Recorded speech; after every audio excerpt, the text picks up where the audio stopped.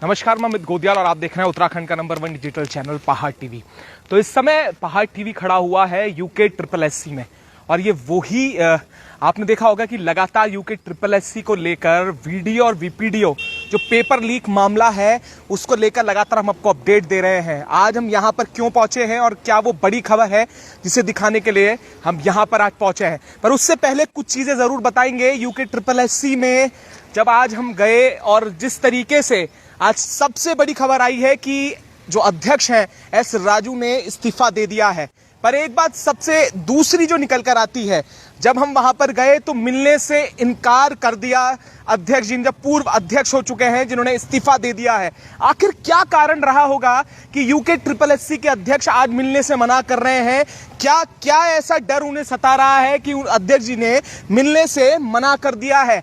आखिर बड़े चैनल्स वहां पर थे, कुछ चैनल जैसे ही पहाड़ टीवी पहुंचा लगातार आपको खबरें बता रहे हैं वीपीडी और वीडियो मामले को लेकर, पर ऐसा क्या कारण हुआ? क्योंकि लगातार जो वीडियो और वीपीडीओ मामला है उसमें कई सफेद पोशों के नाम कहीं ना कहीं एसटीएफ का रडार उन पर जरूर घूम चुका है। तो कहीं ये जो सफेद जो नौकरशाही है, और ये नौकरशाही जो जिस तरीके से जब हम पहुंचे तो साफ इनकार कर दिया गया, और जो सफेद पोश हैं जब उन पर अब रडार है तो कहीं इस बात का डर तो नहीं।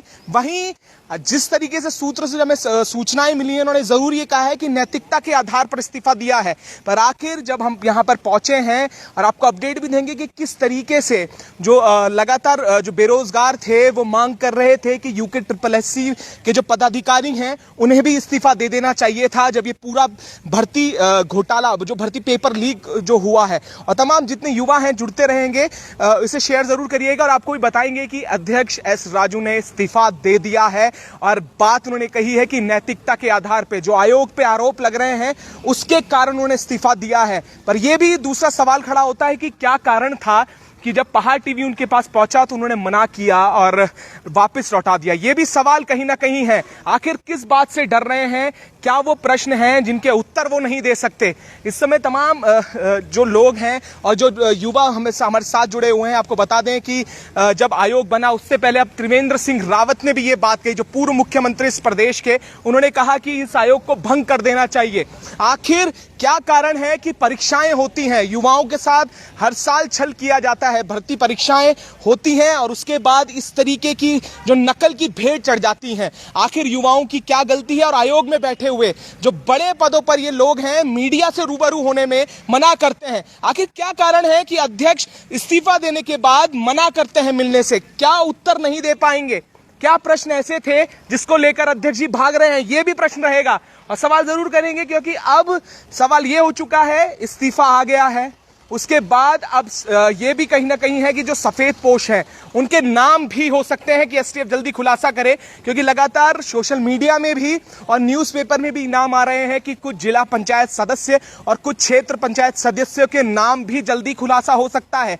और ये भी बताया जा रहा है कि कुछ जिला पंचायत सदस्य जिनके नाम इस भर्ती घोटाले में, इस पेपर लीक मामले में है, वो इस समय विदेश यात्रा कर रहे हैं। और विदेश में इसमें कितनी सच्चाई है वो तो एसटीएफ ही ज्यादा बेहतर तरीके से बता पाएगी, पर अभी खबर यही है कि इस्तीफा दे दिया है, नैतिकता का नाम ले रहे हैं। पर आखिर इससे पूर्व में, क्योंकि घोटाले का एक पूरा सिलसिला रहा है, फॉरेस्ट गार्ड की बात करें या उससे पूर्व की भर्तियां हो, आखिर जिम्मेदार कौन है? आयोग बनाया गया था कि जिससे भर्तियां हो सके, रोजगार मिल सके युवाओं को, पर आखिर ये क्या बन के रह गया, ये सवाल अब है। तो तमाम जितने युवा अभी जुड़े हुए हैं शेयर जरूर करिएगा। ये वही परिसर है, ये वही स्थान है जहां से उम्मीदें लगाए लाखों युवा हर साल तैयारी करते हैं, पर उन्हें मिलता क्या है वो आपने भी देखा, कभी वीडियो के मामले को लेकर तो कभी अन्य परीक्षाओं को लेकर। उसके बाद जब पदाधिकारियों से, जिम्मेदार व्यक्तियों से सवाल किए जाते हैं तो वो सवालों से भागते हुए कहीं ना कहीं नजर आते हैं। आखिर जिम्मेदार कौन है और कब तक ये युवाओं को छला जाएगा, ये अपने आप में बड़े प्रश्न है। पर जिस तरीके से आज अध्यक्ष जी ने उत्तर देने से मना किया और सवालों के जो जवाब है वो नहीं देने, मुझे नहीं मालूम कि क्या कारण है, पर किस तरीके से उन्होंने मना किया है ये अपने आप में बड़े सवाल के घेरे में खड़ा होता है। और फिर से वही बात करेंगे कि लगातार हमने वीपीडीओ दिखाया 2016 से यहां पर जो अध्यक्ष बने हुए थे, उसके बाद आज कहीं ना कहीं नैतिकता का नाम लेकर, हवाला देकर उन्होंने इस्तीफा दे दिया है।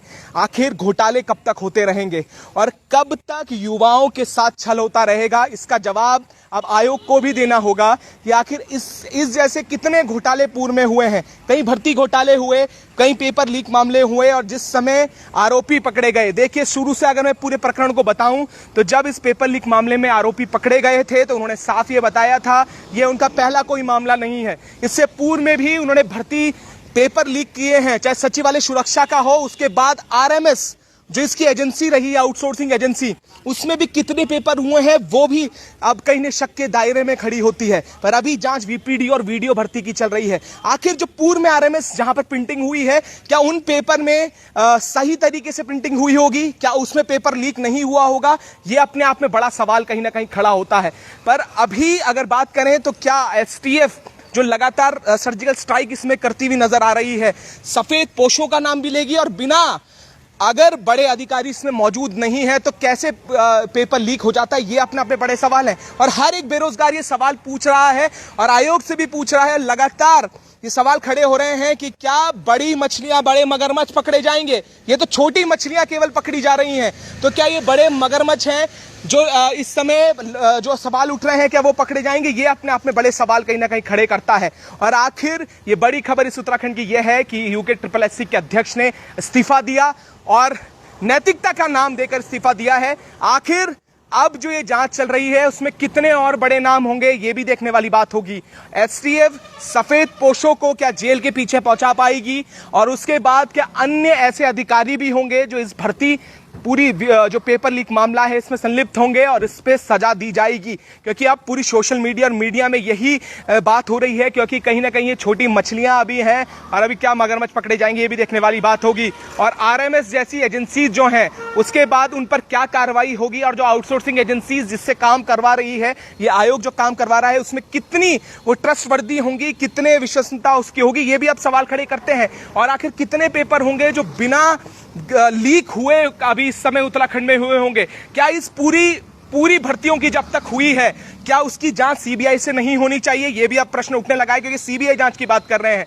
मेहनती छात्र जो लगातार पढ़ाई करके सेलेक्ट हुए हैं, उनके भविष्य के साथ खिलवाड़, वो लोग जो लगातार तैयारी कर रहे हैं, कई वर्षों से तैयारी कर रहे हैं, उनका भविष्य के साथ खिलवाड़, आखिर ये दोषी कौन है? आखिर इनमें संलिप्त कौन है? एक तरफ जब पूर्व मुख्यमंत्री ने इसे हटाने की बात की, इसके अब बात यह होती है कि अपने कार्यकाल में उन्होंने सवाल क्यों नहीं खड़े किए, उस समय भंग क्यों नहीं किया गया और क्या उस समय ये चीजें नहीं थी? अब सवाल ये भी कहीं ना कहीं खड़े हो जाएंगे इस पर जो बच्चों का भविष्य है, जो युवाओं का भविष्य है, उसके साथ जो खिलवाड़ हो रहा है, उसका दोषी कौन है? और क्या जो सफेद पोश है वो आसानी से इससे निकल जाएंगे? क्योंकि पूर्व में हमने देखा है एफआईआर तक हुई है, एफआईआर दर्ज हुई, कोर्ट में जाके मामला पूरा चला, उसके बाद क्या हुआ सब जानते हैं। तो क्या वीपीडी और वीडियो जो पेपर लीक मामला है उसमें भी ऐसे ही कुछ होने वाला है? पर सीधी तस्वीरें इस समय यूके SSSC की और सबसे बड़ी खबर यही है कि अध्यक्ष ने इस्तीफा दे दिया है। बात करने में जरूर आगे नहीं आए हैं, उत्तर देने में शायद असमर्थ हों। क्या प्रश्न ऐसे थे, क्या वो छुपा रहे हैं, वो हम नहीं जानते। पर अभी हमारी टीम यहां पर पहुंची हुई है यूके SSSC में और जांच तमाम आयोग के लोगों की भी होगी क्या, ये भी अपने आप में बड़े प्रश्न चिन्ह है। तो जो एसटीएफ जांच कर रही है उसमें आयोग के लोगों की भी जांच होगी, क्योंकि ये भी सवाल अब युवा पूछ रहा है कि बिना आयोग के मिले हुए क्या पेपर लीक हो सकता है? ये भी अपने आप में बड़ी बात है। शुरुआत में हमने देखा एक पीआरडी जवान जो जिस तरीके से एक दूसरे व्यक्ति के कांटेक्ट में आता है, उसके बाद वो पेपर लीक करते हैं आरएमएस से, तो कहीं ना कहीं कड़ियां तो अब जुड़ रही हैं, पर कड़ियां में अब अधिकारी कौन कौन और शामिल हैं, ये भी समझने वाली बात होगी कि आखिर पीआरडी जवान से शुरुआत होती है, उसके बाद अन्य लोग जुड़ते रहते हैं, उसके बाद कई अब सफेद पोशों के नाम, उसके बाद कई अन्य लोगों के नाम। तो ये भी अपने आप में बड़े सवाल हैं कि आगे क्या होगा, ये भी अब जवाब क्या देंगे, क्या अध्यक्ष जवाब देंगे, ये भी बात है। और उसके बाद अब देखिए पीछे आप देख सकते हैं, रोका कहीं ना कहीं, देखिए अजवाब देने से सब मना कर रहे हैं, अध्यक्ष जी ने जिस तरीके से है मना किया है। और आप देख सकते हैं मीडिया वालों को भी सीधे तौर पे अंदर मना कर रहे हैं कि उत्तर नहीं देंगे। देखिए ये समय ये भी अपने पे बड़े सवाल कहीं ना कहीं है। अब ये देखना होगा कि किस तरीके से क्या जो अध्यक्ष हैं वो जवाब देंगे इन बातों के, क्या कारण रहा, कि क्या नैतिकता का आधार रहा। और पीछे आप देख सकते हैं कि वही यूके ट्रिपल जिससे उम्मीदें लगाए या लाखों जो युवा हैं वो इस उम्मीद में बैठते हैं कि वो कुछ कर सकेंगे, अपने भविष्य संवार सकेंगे, पर उन्हें आखिर में मिलता क्या है, तो केवल धोखा और इस पेपर लीक तमाम प्रोसेस जो हमने देखा इस समय। तो युवा हमारे साथ जुड़े हुए हैं, आपके प्रश्न तो आप देने के लिए जो अधिकारी हैं वो जरूर नदारद हैं, इस समय कोई बात करने के लिए तैयार नहीं है। अब किस बात का डर है ये भी अपने आप में समझने वाली बात होगी, पर यह कहीं ना कहीं है कि जो लोगों बच्चों के साथ जो भविष्य है उसके साथ खिलवाड़ किया जा रहा है। तमाम लोग हमारे साथ जुड़ रहे हैं, उनसे भी बात करेंगे, उनके सवालों का भी जवाब देंगे जो हमसे बन पाएगा, क्योंकि इस समय हम पहुंचे और जब हम कमरे तक उनके पहुंचे हैं तो उसके बाद उन्होंने कोई भी जवाब देने के लिए मना किया है। अब ये देख सकते हैं कि सीबीआई की जांच को लेकर लगातार मांग हो रही है और ये जस्टिस की जो लोग हैं, तमाम मेहनती छात्र के मैसेज आ रहे हैं, CBI for UK SSC scam के लिए आ रहे हैं। तो अब ये कहीं ना कहीं ये बात बताता है कि किस तरीके से जो युवा साथी हैं वो कितने परेशान होंगे, कितने लाचार होंगे कि इस समय उनकी आवाज़ जो है नहीं सुनी जा रही है। मेहनती कैंडिडेट को लेकर भी जस्टिस करवा रहे हैं और उसके बाद अब कैसा न्याय होगा जहां पर जवाब नहीं मिल पा रहे हैं, जहां पर कौन जिम्मेदार है वो जवाब देने के लिए तैयार नहीं है, किस आधार पर इस्तीफा दे रहे हैं, क्या कारण था। क्योंकि अब लगातार एसटीएफ की जांच जब से हो रही थी, उस समय जब ये पेपर लीक का मामला सामने निकल कर आया, उस समय क्यों नहीं इस्तीफा दिया गया और अब क्या ऐसी नैतिकता का सवाल खड़ा हुआ कि इस समय नैतिकता याद आ गई। ये भी अपने आप में बड़े सवाल है, क्योंकि पेपर लीक में उससे पहले फॉरेस्ट गार्ड के मामले में पेपर लीक हुआ और ब्लूटूथ डिवाइस से जो कहीं ना कहीं चीटिंग की गई। ये अपने आप में बड़े सवाल हैं कि अब इस्तीफा और ये सारी चीजें क्या होने वाली हैं। तो हम भी आप बताएंगे कि कुछ इसमें हम यहाँ पर खड़े हुए क्या कुछ रहेगा, क्या नैतिकता थी और अध्यक्ष ने क्यों इस्तीफा दिया, ये भी अपने आप में बड़ी बात है। और अपडेट भी करेंगे और जानेंगे भी, क्योंकि आज भागना प्रश्नों से इसका रास्ता तो नहीं निकल सकता और सीबीआई जांच क्या होगी और अभी एसटीएफ कितने लोगों तक पहुंचती है, कितने अधिकारियों तक पहुंचेगी, ये भी देखने वाली बात होगी।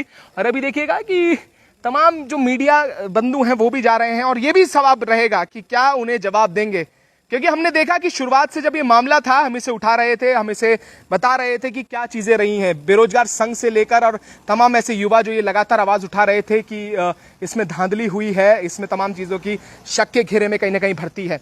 उसके बाद चुप्पी साधे हुए कई मीडिया चैनल आज जरूर पहुंचे जब इस्तीफा हुआ है, पर आज क्या जो चैनल शुरुआत से इस भर्ती और पूरे घोटाले को देख रहा है, उससे सवाल कर रहा है, उन्हें सवाल से जवाब ना देना कहां तक की नैतिकता है। यह अध्यक्ष जी से भी मैं सवाल करूंगा कि आखिर क्या नैतिकता रही कि आपने जवाब देने से मना कर दिया, क्या डर था कि आपने जवाब नहीं दिए। तो ये भी सवाल अब कहीं ना कहीं खड़े होंगे और सवाल हम भी करेंगे। और एसटीएफ जो अपनी जांच कर रही है और उसमें भी क्योंकि अब कहीं ना कहीं कड़ियां जुड़ती हुई नजर आ रही हैं, सफेद पोशों के नाम आए तो अब कहीं ना कहीं नौकरशाही को भी इसका डर सताने लगा कि कहीं उनके ऊपर गाज ना गिरे, इसलिए क्या इस्तीफा तो नहीं दिया। ये भी अपने आप में बड़ा सवाल है कि क्या इस्तीफा इसलिए दिया गया है कि नौकरशाही पे बात आएगी तो इनके ऊपर गाज गिरेगी, तो उससे पहले अपने आप ही इस्तीफा दे दिया जाए, तो क्या उसके बाद भी कार्रवाई होगी, ये भी अब देखने वाली बात है। और इस समय लगातार कई वर्षों से युवाओं के साथ खिलवाड़ हो रहा है, युवाओं के भविष्य के साथ खिलवाड़ हो रहा है। आखिर ये सारी चीजें कब रुकेंगी और जो प्रदेश के युवा मुख्यमंत्री आए हैं पुष्कर सिंह धामी, क्या इस और अब नजर बनाएंगे और इस और जो लगातार भ्रष्टाचार और ये जिस तरीके से पेपर लीक मामले हो रहे हैं इस पर सख्त कार्रवाई करेंगे, ये भी देखने वाली बात होगी। और हम भी लगातार आपको अपडेट करते रहेंगे। कई अन्य लोग भी जुड़े हुए हैं, हाँ बिल्कुल। और कई लोग देखिए ये समझिएगा इसमें कि कई लोग एक मांग कर रहे हैं सीबीआई जांच, कई लोग बोल रहे हैं कि इसमें सीबीआई जांच होनी चाहिए, परीक्षा को नियत समय से नहीं करवाने के कारण ये घोटाला होता है। बिल्कुल ऐसा ही पटवारी भर्ती में भी घोटाला हुआ था, देखिए ये भी अब आने लगे हैं। अब इसमें रद्द करो के भी नारे लग रहे हैं और कई लोग बोल रहे हैं मेहनती छात्रों को न्याय मिले, इसे शेयर भी जरूर करिएगा। अब ये देखिएगा ये चीजें हैं, कई छात्र हैं, उनकी समस्याएं हैं, पर जवाब नहीं मिला। तो हमने भी अब ये ठान ली है कि जितने यहाँ यूके ट्रिपल में, अब आप लोग इसे डिसाइड करिएगा कि क्या कारण है कि अध्यक्ष जी ने अपने बयान नहीं दिए, अध्यक्ष जी कैमरे के आगे नहीं आए और पहाड़ टीवी पे बोलने से इनकार कर दिया, क्योंकि अन्य मीडिया भी गए हैं, अभी दिखाएंगे, अभी अन्य मीडिया गए हैं और अन्य मीडिया को अगर बयान देते हैं अध्यक्ष जी तो ये साफ होता है कि वो हमारे चैनल में आने से कतरा रहे हैं।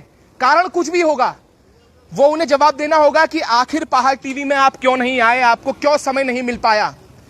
ये अध्यक्ष जी को, पूर्व अध्यक्ष को अब जवाब देना होगा इस चीज का। ये अपने आप में बड़े सवाल अब खड़े करता है, क्योंकि अन्य मीडिया चैनल सभी गए हैं ऊपर, अगर वो वहां से उनकी क्या कारण रहा वो पूछ के आते हैं, तो हम भी उनसे जवाब लेंगे कि आखिर ऐसा क्या कारण रहा कि अध्यक्ष जी ने जवाब देने से इनकार किया। क्योंकि अन्य चैनल से जब सूत्रों से पता चला तो उन्होंने कहा नैतिकता के आधार पर उन्होंने ये कदम उठाया है कि जो आयोग पे आरोप लग रहे हैं जिस कारण उन्हें इस्तीफा दे दिया है। पर आखिर अब देखना है कि लगातार अब मीडिया और चैनल्स भी जा रहे हैं, सवाल उनसे करेंगे। तो अगर अध्यक्ष जी अन्य चैनल्स को ये बताते हैं, कारण बताते हैं, और पहाड़ टीवी को जो उन्होंने मना किया है, तो इसका जवाब जरूर देना पड़ेगा अध्यक्ष जी को, और ये बताना होगा कि क्या कारण था, ऐसा क्या डर था कि जिससे अध्यक्ष जी ने मना किया। क्योंकि अब लगातार ये लड़ाई युवाओं की और इस पूरे प्रदेश के जो उन नौजवानों की है जो पहाड़ से गरीबी में रहकर देहरादून पहुंचते हैं और इस गरीबी में स्ट्रगल कर कर पेपर निकालते हैं। उनके साथ क्या होता है, गरीब माँ बापों का क्या होता है, वो दृश्य हमने भी देखा है, बहुत करीब से समझा है। तो अब किस तरीके से ये जवाब देंगे ये भी बात होगी, क्योंकि मीडिया चैनल 3 से 4 अभी हमारे सामने निकले हैं, और क्या उन्हें जवाब देंगे, क्या उनसे बात करेंगे, ये भी अब देखने वाली बात होगी। और आप देख सकते हैं कि अब क्या कारण है वो भी पूछेंगे और आपको बताएंगे लाइव कि क्या कारण रहा, कि क्या उन्होंने जवाब दिए या नहीं दिए। अब ये भी बात है क्योंकि इससे पहले 2 चैनल्स निकल चुके हैं, उन्हें जरूर अध्यक्ष जी ने अपने कमरे में बिठाया था और अपने सवाल जो कर रहे थे उसका जवाब दे रहे थे। पर आखिर हमारा क्या कारण रहा कि हमारे चैनल में ना आके, तो वो भी बताएंगे। तो हम भी लगातार अभी बने हुए हैं, बने रहिएगा, चैनल्स को बाहर आने दीजिए, उसके बाद आपको बताएंगे कि आखिर अध्यक्ष जी क्यों नहीं आए। अब वो जवाब देंगे कि आखिर अध्यक्ष जी ने क्यों नहीं आए और क्यों जवाब नहीं दिया, इसका जवाब अब देना होगा अध्यक्ष जी को। और ये सवाल इसलिए भी है, नहीं अब ये सवाल उठेंगे, बुला रहे हैं अंदर, आप चलिए, अब ठीक है, अब चलेंगे अध्यक्ष जी के पास, लाइव ही चलेंगे, क्योंकि पहले पूरे मना किया गया था, अब बुला लिया है, अब चलते हैं। अब सवाल यह है, देखिएगा कि इस समय हम जब अध्यक्ष जी के कमरे के बाहर थे तो हमें मना कर दिया गया था। यह भी प्रश्न करेंगे कि आखिर क्या कारण रहा, और ये अब ऐसा क्या अंदर से नैतिकता जागी अध्यक्ष जी की जो उन्होंने बुला लिया। आइएगा, बात करेंगे अध्यक्ष जी से।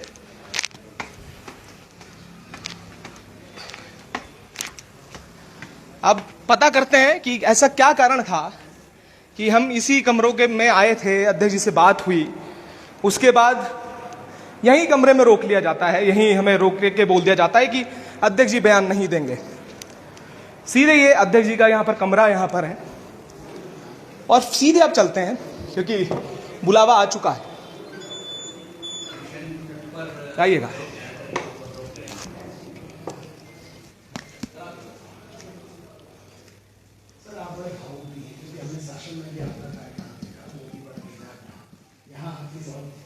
चुनौतियों माहौल में आपकी चीजें बहुत कम समय में अब आप इसे कैसे देखते हैं और आरोप लगता है,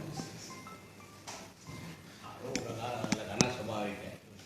एडमिनिस्ट्रेटिव काम में तो आरोप लगती रहती है, लेकिन मैं मान नहीं करता इसके पीछे मफिया है, ये नकल मफिया ही जो है वो पूरा फैला रहा है इसको।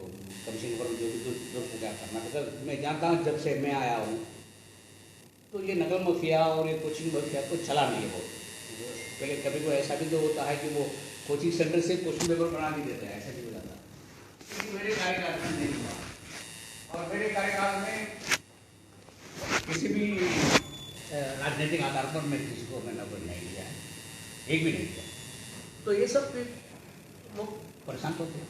सर कोई सफेद पोश लोग इसमें बेदाग हो सकते हैं, सामने आ सकते हैं, आपको लगता है कि इसमें ऐसे लोग भी हैं जिनका नेक्सस है? मैं राजनीतिक पृष्ठभूमि के लोगों की बात कर रहा हूँ, मैं सफेद कॉलर लोगों की बात कर रहा हूँ जिनके नाम अब तक सामने नहीं आए। जांच में कुछ ऐसे नाम आएंगे क्या? नहीं, मैं जानता हूँ लेकिन वो नाम नहीं बोलना नहीं चाहता, इसलिए कि वो डिफेमेशन भी वो होता है, लेकिन वो जब तक पुलिस प्रूव नहीं करता। लेकिन मेरे पास जो भी इंफॉर्मेशन थे, मेरे पास बहुत सारे लोग आए थे, मुझे बच्चे ने कहा कि सर ये क्या शुरू से वैसे ऐसा नहीं है कि ये मामला आज एफ.आई.आर. दर्ज किए थे। एफ.आई.आर. के 2 महीने के पहले मैंने पूरा मेहनत किया है, तो मैं एसटीएफ को पूरा ख्याल रखता हूँ। इसमें कौन सफेद पोश है जिसको अंदर करना चाहिए, ताकि कम से कम अगले 3-4 साल के लिए यहाँ नकल ना हो जाए। इसका नकल तो होता रहेगा, मफिया तो पूरा भारत में है। यूपी वगैरह में तो पता नहीं 11 बार एग्जाम कैंसिल हो गया है इस तरह का, जो लीक होने की वजह से, प्रेस से भी लीक हुआ है। लीक होना तो सामान्य बात है, लेकिन फिर भी बच्चे परेशान हैं। सर, क्या अधीनस्थ चयन आयोग के अधिकारी कर्मचारियों की संदिग्धता इसमें आपको दिखती है, या आपको ऐसा लगता है जांच में ये चीज़ें आ सकती हैं? क्योंकि कई तरह के सवाल उठ रहे हैं कि कार्रवाई हर ओर हो रही है, आखिर अधीनस्थ चयन आयोग के अधिकारी कर्मचारी क्यों बचे हुए हैं? और जैसे इसमें भी मुझे भी स्पष्ट संकेत मिल रहा है एसटीएफ से कि अगर है तो आपके एग्जाम कंट्रोलर का कोई एडमिनिस्ट्रेटिव लैप्स हो सकता है, अदरवाइज किसी का कोई क्रिमिनल लायबिलिटी, या हम लोग नकल गैंग के साथ में मिले हुए हैं, अगर अगर नकल गैंग का तो इतना होता ही नहीं है इसमें। मतलब जैसे फॉर एग्जाम्पल अगर मुझे इसको रफा दफा करना है तो I could simply cancel the whole exam को कैंसिल करके छुट्टी, ना कोई जांच ना कुछ, और नकल माफिया बच जाता है। अगर एग्जाम कैंसिल कर देंगे नकल माफिया बच जाता है, और मैं भी बच जाऊंगा क्योंकि मैं साफ सुथरा कर दिया है। लेकिन मैंने मन बना लिया है कि भले हो मेरी नौकरी चला जाए, माफिया को पकड़ना चाहिए। उत्तराखंड अधीनस्थ सेवा चयन आयोग के चेयरमैन के पद से एस राजू सर ने इस्तीफा दे दिया। उनका साफ कहना है कि नकल माफियाओं को गिरफ्त में लाना जरूरी है। इस पूरे मामले की जांच के लिए उन्होंने खुद सरकार से कहा था, और अब जांच सकारात्मक हो रही है और जल्द ही कई लोग इसमें बेनाम होंगे, कई लोग सामने आएंगे। वीडियो जर्नलिस्ट सोनी कुमार के साथ Surendra Dasila, News Nation, Dehradun. Video journalist Soni Kumar के साथ सुरेंद्र डसीला, न्यूज स्टेट, देहरादून। बहुत बढ़िया।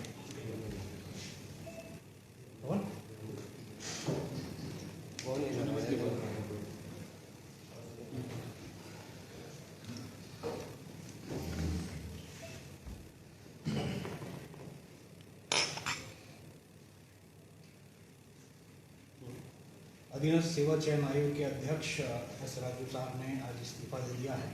अपनी पूरी लाइफ में ईमानदारी के साथ उन्होंने काम किया है और कई बार इसको लेकर उन पर कभी सवाल नहीं उठे हैं। आज आपने इस्तीफा दिया, क्यों? जब से ये वीडियो भर्ती आया था तब से मुझे शिकायत मिलता रहा है कि साहब इसमें कुछ सेंगमारी हो गई है। मैं प्रूफ मांगता रहा, भाई कुछ प्रूफ दे, कोई दे नहीं पा रहा था, लेकिन सब लोग करके जरूरत हो गया इसका। तो फिर मैंने सोचा कि भाई इसको देख लें। तो मैंने स्वयं पिछले 7-8 एग्जाम के लिए मैंने एनालाइज किया है, करके लगभग 22 लोगों को मैंने चिन्हित किया है। फिर मैं उसको भेजा था साइबर सेल को, भाई इसको देख, इनको मोबाइल रिकॉर्ड वगैरह चेक कर लो और मुझे बताओ कि क्या है मामला इसका। तो साइबर सेल ने मुझे कहा कि मोबाइल रिकॉर्ड चेक करने के बाद सर इसको कुछ तो संदिग्ध लग रहा है, तो गहराई से करना पड़ेगा। तो मैंने सोचा कि ठीक है, अगर ऐसा है तो फिर एफआईआर कर दिया जाए। तो मैं जानता था अगर एफआईआर करने में नकल माफिया बहुत उसमें सफेद पोस्ट भी आ सकता है। अगर मुझे सिंपली एफआईआर जो है मैंने फैसला लिया है कि सोमवार को करने 18 तारीख को, और कुछ 2 दिन तो थाने में पड़ा रहा, वो थोड़ा त्रुटियाँ हो गई थी इसका। इसके बाद आके फ्राइडे में किया है। अगर सच ये है कि अगर मैं इसमें रवा दबा करना चाह रहा था तो मैं तो एग्जाम को एक बार कैंसिल कर दिया तो सबको छुट्टी कर दिया होता। लेकिन उसकी समस्या ये होती है नकल माफिया बच जाता है उसमें। एग्जाम कैंसिल तो सब कुछ हो जाते हैं, बच्चे भी खुश हो जाते हैं और नकल माफिया भी खुश हो जाते हैं, सब लोग मैं भी खुश। तो लेकिन मैं चाहता था कि इसमें भले मेरी नौकरी चल जाए, माफिया को पकड़ना चाहिए। अब मेरा एसटीएफ से एक ही रिक्वेस्ट है कि कृपया पकड़ें, तो डोंट लेट दिस गो। तो आपको लगता है कि जो लोग जिनको पकड़ रहे हैं क्या वो सही हैं, या फिर इससे ऊपर भी कई लोग? ना, जिसको उन्होंने पकड़ा अभी तो सेकंड लेवल है, इनके सरगना है। अभी इवन यूपी में है एक सरगना दामपुर में, मैं नाम नहीं ले सकता हूँ कि इसलिए कि वो ठीक नहीं है। जब तक पुलिस किसी को अक्यूज नहीं करेंगे किसी का नाम लेना चाहिए, लेकिन इनके सरगना तो है 2-3, उत्तराखंड में भी है, यूपी में भी है। सर, एक बड़ी बात आपने खुद भी कहा कि जिस तरीके से सफ़ेद पोश हो सकते हैं, ये तमाम चीज़ें, क्या आपके पास भी लोग इस तरीके की कोशिश करने आए थे कि आप हमारे इनको वो कर दीजिए? क्या आपको लगता है? देखिए, उत्तराखंड में सरकारी नौकरी तो सबसे प्रीमियम है। तो कई नेता लोग तो मुझसे आए थे सर इसके मेरा आदमी लगा दो, लेकिन मैंने आज तक एक भी किसी को मैंने राजनीतिक आधार पर किया नहीं। बिकॉज हमारे सिस्टम में ऐसा बड़ा रखा है हम लोग जैसे फॉर एग्जाम्पल भले हो एडमिनिस्ट्रेटिव लैब्स हो गया है, तो मेरे जो परीक्षा नियंत्रक पहले थे इसको मिस्टर डागी, वो एक सर्विसमैन है, उन्होंने इतना अच्छा सिस्टम बनाया है कि कोई इसको अगर मैं भी चाहूँ तो कर नहीं सकता। लाइक फॉर एग्जाम्पल वो OMR है, OMR में नॉर्मली कमीशन में ये होती है कि यहाँ ले जाओ OMR को और यहाँ बैठ के उसको बोला मार दो, ऐसे ये आम बात चलता है कि मैं खाली छोड़ दूँ कमीशन इसको भरवा देंगे, इसको ऐसे नहीं चलता है। लेकिन मैंने जानबूझ के एक कॉपी यहाँ ले आते, एक कॉपी ड्रेस में रख दिया कि कल बता सकता हूँ उसको कि वास्तव में ये इसमें कमीशन भी नहीं कर पाए, जैसा इवन चेयरमैन नहीं कर पाए, इस तरह का एक सिस्टम बनाया है इसको। तो इस तरह का एक ट्रांसपेरेंसी तो हम लोगों ने बहुत दिखाया है। लेकिन इसलिए जब अगर मान लिया कभी कोई मेरे पास कोई पॉलिटिकल प्रेशर भी आता है, मैंने कहा कि भाई आप इसको कर नहीं पाएंगे, इसको हम ऐसा सिस्टम बना देंगे कर पाएंगे। और सच ये है कि मैं करना नहीं चाहता था, मेरी जिंदगी में कभी राजनीतिक आधार पर मेरे नहीं किया है, तो I will not do it. लेकिन सर, जिस तरीके से आपके वर्क शैली है, ईमानदारी की तरह आप काम करते हैं, जिस जगह पर आप ईमानदारी से लोगों को नौकरी दे पा रहे थे, या फिर जो अब आपने इस्तीफा दे दिया, फिर अब तो फिर कैसे होगा? आप देखिए सरकार क्या निर्णय लेता है, मैं तो इस्तीफा सबमिट कर रखा हूँ। अभी सरकार क्या निर्णय लेगा आई डोंट नो कि मेरे इस्तीफा के बारे में, नंबर 1। नंबर 2, आप ये मान लीजिए मेरे इतने लंबे अनुभव से बता रहा हूँ, भारत में सबसे कठिन काम है ईमानदारी। ये सच, जो भी जांच होता है, जो भी होता है, वो ईमानदारी के ऊपर ही होता है। तो ये थे एस राजू साहब, जिन्होंने साफ तौर पर कहा कि मैं ईमानदारी से काम करूँगा और अगर मैं काम नहीं कर पाया तो मैं इस्तीफा दे दूँगा, तो उन्होंने इस्तीफा दे दिया। कैमरामैन पवन के साथ में पंकज पवार, भारत समाचार देहरादून। सर एक दो और हम लोग भी ये भी बड़ा ये होता है कि भाई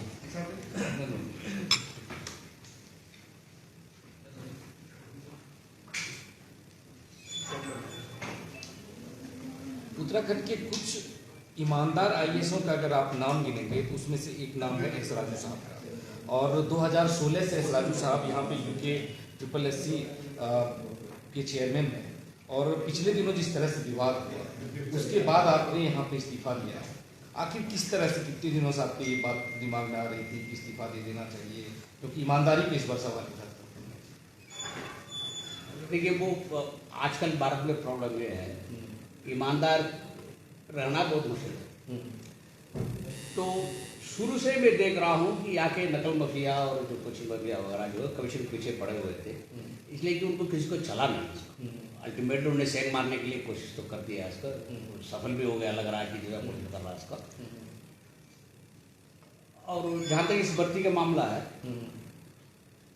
तो शुरू से मुझे शिकायत मिलता रहा कि भाई आप उसको इसमें कुछ गड़बड़ है, मैं प्रूफ मांगता रहा, भाई मुझे प्रूफ दे दो, प्रूफ दे दो, प्रूफ दे दो। किससे मांगते थे आप लोग? सबसे मैं जो सोशल मीडिया पर आते हैं सबसे कहता मुझे प्रूफ दे दो। जी, कोई दे नहीं पा रहा था। तो फिर मैंने कहा भाई अगर सब लोग प्रूफ नहीं देते कुछ तो होगा इसका, अगर सब लोग कह रहे हैं मतलब। तो फिर मैंने कुछ स्वयं इसको 7-8 एग्जाम को देखा, पिछले एग्जाम को देखे, मैंने सॉर्ट आउट किया 82 नाम करके मैंने साइबर सेल को भेजा था।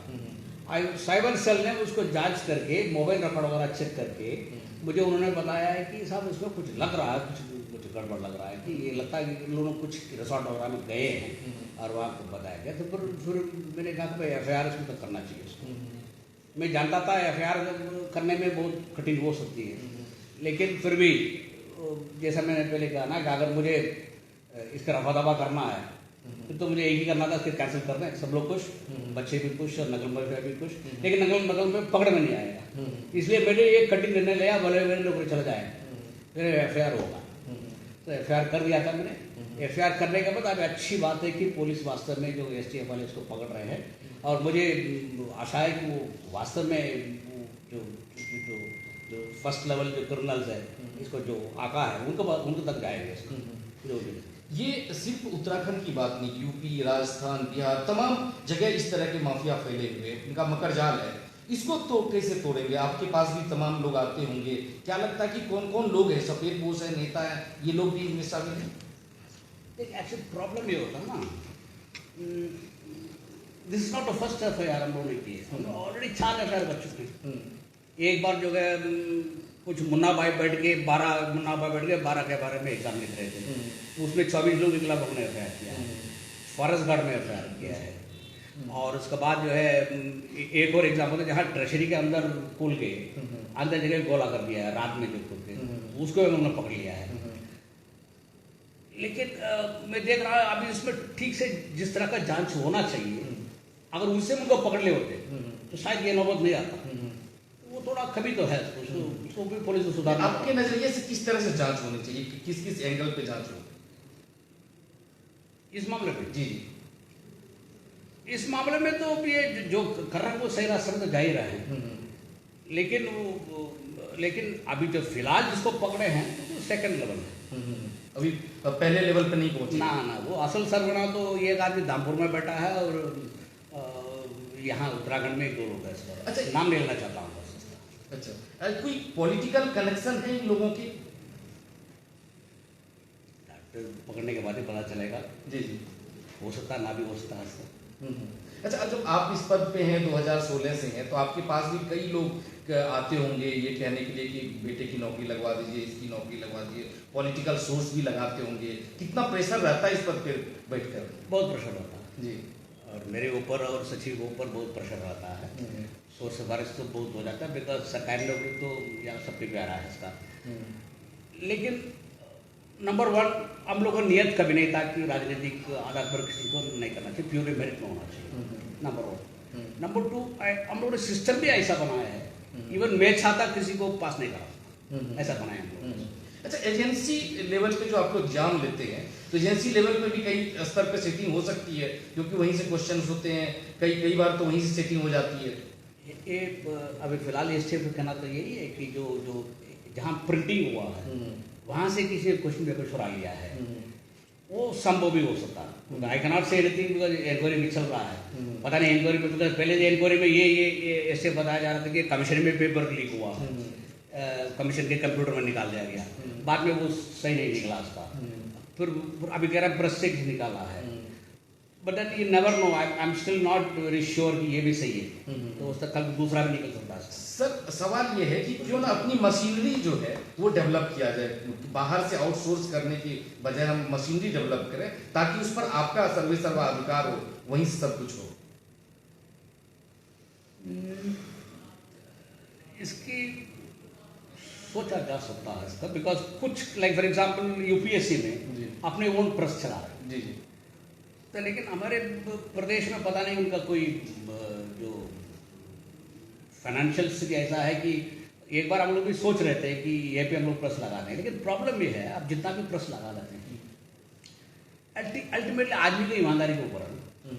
एग्जाम ऐसा होता है जैसा मान लिया किसी, इवन हमारे कर्मचारी भी प्रिंटिंग करते हैं, उस समय मान लिया वो क्वेश्चन देख लिया तो किसी को बोल देगा, तो अल्टीमेटली किसी को ऊपर विश्वास तो करना ही पड़ेगा।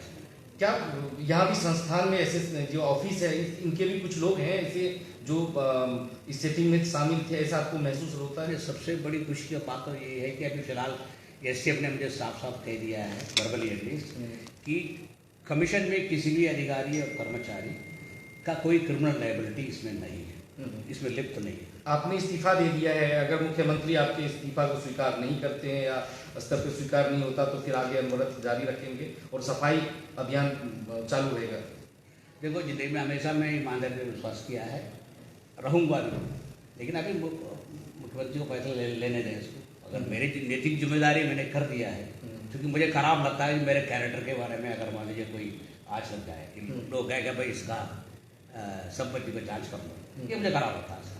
इसलिए मैंने दे दिया, नैतिक जिम्मेदारी कर दिया है, भले वो कर्मचारी हमारे कर्मचारी किसी को इसमें लिप्तता नहीं पाया गया। Let's see what the government क्या फैसला लेगी। मतलब पूरी तरह से मार्मिक होकर दिया, क्योंकि चूंकि आरोप लग रहे थे तमाम तरह के, इसलिए आपने इस्तीफा दिया। अब वो सही है, बिकॉज ये 6 साल इतना ईमानदारी से और मेहनत से, जैसे फॉर एग्जाम्पल इस तरह का कमीशन 100 लोग होना चाहिए, मेरे पास है कि 30 लोग, इतने लोग मेहनत करके काम करने के बाद भी और मेरे ऊपर और सचिव के ऊपर मान लीजिए आरोप लगती है, तो वो तो खराब लगता है। तो ये थे हमारे साथ एस राजू साहब, जो चेयरमैन है, उनका कहना है कि सेकेंड लेवल पर भी जांच है, जो सफेद पोस्ट है वो बचे हुए हैं और उनको पकड़ना जरूरी है। अपने कहना चाहिए सौरभ के साथ सर, एक छोटा सा सवाल है। आप कह रहे हैं कि सफेद पोस्ट जो है वो इसमें शामिल है, पर अभी आप नाम नहीं लेंगे। क्या जब एसटीएफ जांच करेगी तो उनके साथ सहयोग करेगी? कर रहे हैं तो एसटीएफ ने बता दिया। आवाज तो आती है। बहुत देर तक मैं हम लाइव कर रहा हूँ जी। एसटीएफ को तो मैंने बता दिया ऑलरेडी, वो नाम दे दिए आपने गोपनीय नाम जो भी मेरे पास है। जैसे हम लोग को बहुत सारे लोग आके बोलते हैं ना ये है, जहाँ मैं कन्विंस में बोल रखा हूँ कुछ। सर, क्योंकि कई ऐसे जब सफेद पोशों के नाम आ रहे हैं जो कह रहे हैं कि वो विदेश भाग गए हैं, विदेश चले गए, ऐसा भी कुछ चीजें हैं सर, उसमें सत्यता है सर कि आपके पास जो लोग आए होंगे उनका कुछ आधार रहा होगा, उसमें कुछ ऐसे हैं कि जो बाहर भागने की वजह कुछ वायरल हो नहीं, गया? किसी पर्टिकुलर विवरण के बारे में कहना उचित नहीं है, बिकॉज कल पुलिस ने आजकल जमाने में किसको विश्वास करने समझ में नहीं आ रहा है ना। तो लेकिन मैं इतना जानता हूँ कि अभी ये इंक्वायरी अभी आगे इसमें जो असल जो गुनहगार है उनको पकड़ना पड़ेगा।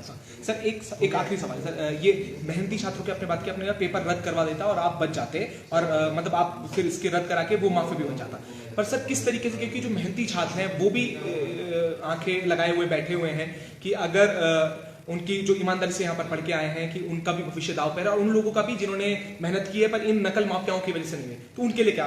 वही तो पकड़ देखिए, नियम ये है, इवन सुप्रीम कोर्ट का नियम ये है, जजमेंट ये कहता है कि अगर मान लीजिए हम सेग्रीगेट कर सकते हैं तो करना चाहिए, बिकॉज सुप्रीम कोर्ट भी मानता है कि एग्ज़ाम करना बहुत कठिन प्रक्रिया है, उसमें अगर मान लीजिए आप जो है सो कुछ लोग सेग्रीगेट कर सकते हैं, कर लीजिएगा।